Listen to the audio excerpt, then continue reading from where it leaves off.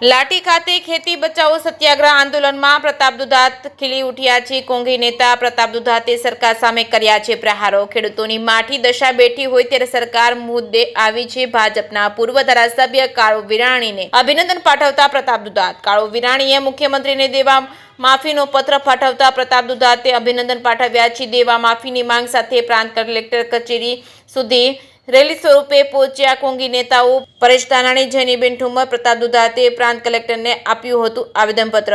જેકેસિંહ ગુજરાતી સાથે વિશાલ ડોડિયા, લાઠી। ખેડૂત બચાવો સત્યાગ્રહ સાવણી મારફત વડિયાથી અમારી આ શરૂઆત થઈ અને આજે લાઠી બપોર પછી બાબરા આ મુદ્દો દેવા માફી સાથે અન્ય 15 મુદ્દાઓની સાથે ધરણા અને આવેદનોની આ પ્રક્રિયામાં અમારી એક જ વાત હતી કે બિન રાજકીય રીતે ખેડૂતોની આ વાત ઊભી થાય અને ખેડૂતોના દેવા માફ થાય। મુખ્ય મુદ્દામાં જેટલા લોકો અમને સાથ સહકાર આપે એ આવકાર્ય છે। ગઈકાલે અમે 2 ધારાસભ્યો અમને મદદ કરી, એને પણ અમે આવકાર્યા, એને પણ યાદીમાં લીધા અને એને પણ શુભેચ્છાઓ આપી।